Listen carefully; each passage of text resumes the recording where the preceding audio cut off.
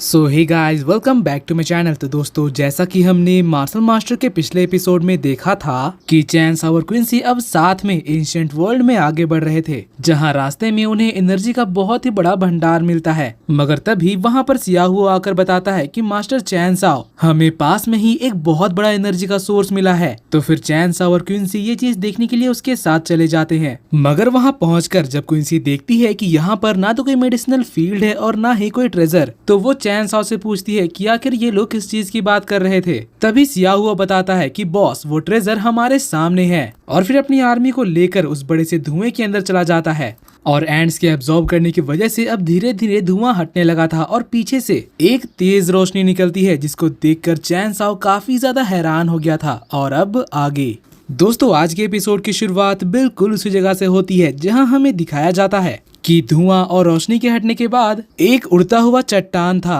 चैनसॉ को हवा में लटकता हुआ ये चट्टान थोड़ा अजीब लगता है, तो फिर चैनसॉ उसके ऊपर एक पावर स्लैश अटैक करता है, जिससे उस चट्टान की सच्चाई सामने आ जाती है। और वो थी इसकी एनर्जी। उसके अंदर से काफी सारा मिनरल और गोल्ड बाहर निकलता है, जो कि इस जगह पर चारों तरफ फैल जाता है। सियाहुओ और सियाओ अपनी इस खोज से काफी ज्यादा खुश हो गए थे और सेलिब्रेट करने लगते हैं। वो कहते हैं कि हमारी ये खोज तो सच में काफी बड़ी निकली, लगता है कि अब हम दोनों प्रोफेशनल खोजी बन सकते हैं। वहीं बात करें चैनसॉ और क्विंसी की, तो वो दोनों भी इतने सारे मिनरल्स और गोल्ड को देखकर हैरान थे। और फिर जैसे ही वो दोनों इसको कलेक्ट करने का डिसाइड करते हैं कि तभी वहाँ पर पीछे से एक बंदा आकर बिना किसी से कुछ कहे चुपचाप आकर वहाँ के मिनरल्स को कलेक्ट करने लगता है। वो कहता है कि आज तो मेरी किस्मत ही खुल गई, इन मिनरल से तो मैं काफी ज्यादा स्ट्रॉन्ग बन जाऊंगा और साथ ही करोड़पति भी। मगर अपनी इस खोज को उस चोर के हाथों चोरी होते हुए देखकर सियाओ तुरंत उसके सामने जाता है और कहता है कि इस मिनरल डिपॉजिट को हमने खोजा है, तो अपना ये सड़ा हुआ मुंह उठाओ और यहाँ से निकल जाओ।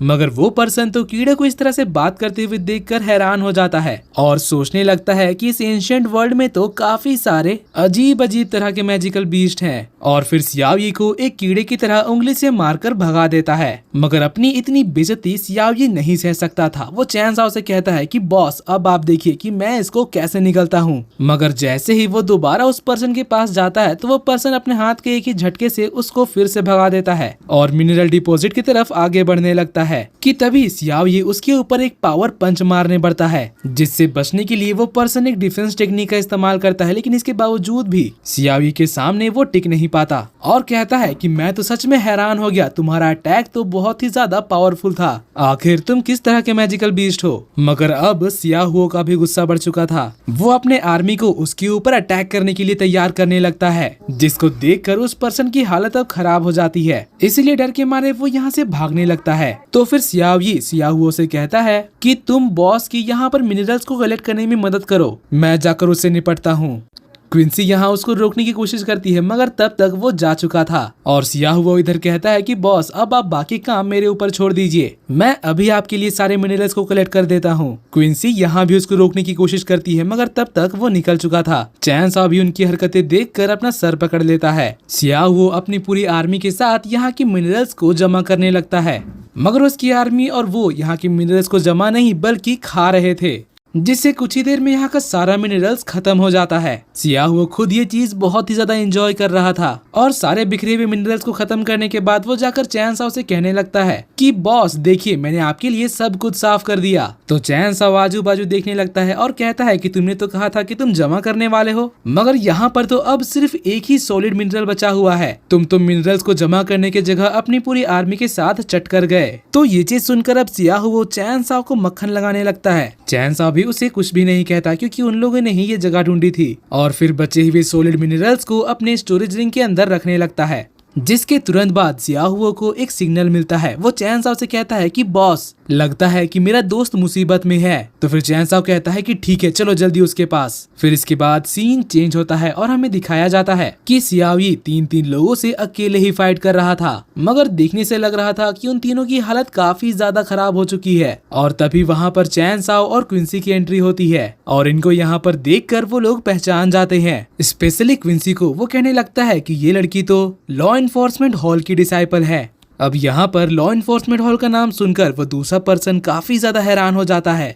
वहीं सियाओ ये अपने बॉस को देखकर काफी ज्यादा खुश हो जाता है और जाकर अपने बॉस को बताने लगता है कि ये तीनों लोग मिलकर मुझे बुली कर रहे थे। मगर इससे पहले कि चैन साओ कुछ भी कहता, उन तीनों का लीडर आगे बढ़कर चैन साओ और क्विंसी से कहने लगता है कि जरूर ये इंसेक्ट आपके पेट होंगे। हम लोग यहाँ पर इसके ऊपर अटैक नहीं कर रहे थे, ये मैजिकल बीस्ट तो हमारे साथी के ऊपर अटैक कर रहा था, इसलिए हम लोग बस डिफेंस कर रहे थे और बचाव के लिए ही मैंने इसके ऊपर थोड़ा सा अटैक भी किया था। और क्योंकि यहाँ पर किसी को ज्यादा चोट नहीं पहुंची है, इसीलिए क्यों ना हम इस मामले को यहीं पर खत्म करें और एक दूसरे से दोस्ती का हाथ आगे बढ़ाएं। मगर मिस्टर चैन साओ, आपका जो भी फैसला होगा उसको मानने के लिए हम तैयार हैं। अपने मास्टर को इस तरह से रिक्वेस्ट करते हुए देखकर उसके डिसाइपल्स काफी ज्यादा गुस्सा हो रहे थे। वहीं दूसरी तरफ सियाओ ये तो आगे बढ़कर कहने लगता है कि आखिर तुम लोगों की हिम्मत कैसे हुई बॉस के ट्रेजर को चुराने की। तुम्हारी ये गलती बहुत बड़ी है, इसको मैं नहीं भूल सकता। तभी से मेरा भाई मेरे साथ नहीं था, इसलिए तुम लोग बच गए, वरना अब तक तो हम तुम्हें खा चुके होते।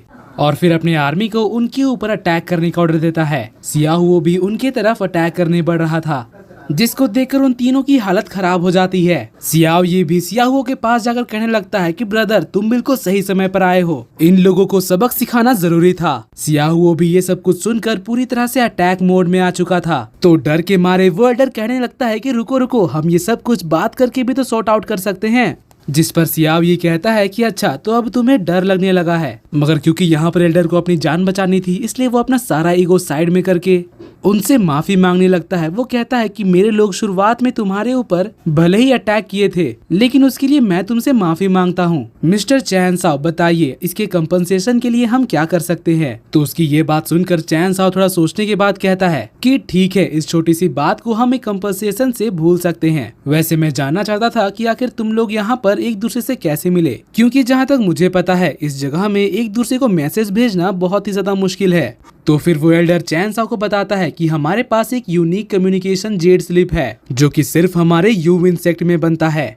और फिर वो जेड स्लिप निकाल कर चैन साओ को दिखाने लगता है और बताता है कि इसकी मदद से हम लोग शॉर्ट डिस्टेंस कम्युनिकेशन बहुत ही आसानी से कर सकते हैं, चाहे हम कितने ही हाई प्रेशर जोन में क्यों ना हो। चैन साओ उस जेड स्लिप को देखकर उसको स्कैन करने लगता है और इस दौरान वो ये देखकर हैरान हो गया था कि ये जेड स्लिप इस जगह की एनर्जी को एब्जॉर्ब कर रहा है। मगर तभी उन तीनों को अपने जेड स्लिप में एक मैसेज आता है, इसीलिए वो तीनों तुरंत चैन साओ को गुड बाय कहकर यहाँ से तेजी से निकल जाते हैं। तो फिर चैन साओ और क्विंसी भी उसके पीछे जाने का डिसाइड करते हैं और फिर कुछ ही देर में उन्हें एक टीम नजर आती है, जो कि एक बड़े से धुएं के सामने खड़े थे। तो फिर चैन साओ और क्विंसी उनके पास जाने के लिए आगे बढ़ते हैं। और दोस्तों, इसी के साथ आज का ये एपिसोड यहीं पर खत्म होता है। अगर आपको मेरी एक्सप्लेनेशन और ये एपिसोड पसंद आई तो प्लीज वीडियो को लाइक कर देना और जाने से पहले चैनल को सब्सक्राइब करके बेल नोटिफिकेशन भी ऑन कर लेना, ताकि जैसे ही इसका नेक्स्ट एपिसोड आए तो आपको सबसे पहले पता चल जाए। तो मिलते हैं आपसे अगली वीडियो में, तब तक के लिए bye bye, be happy, be safe and thanks for watching.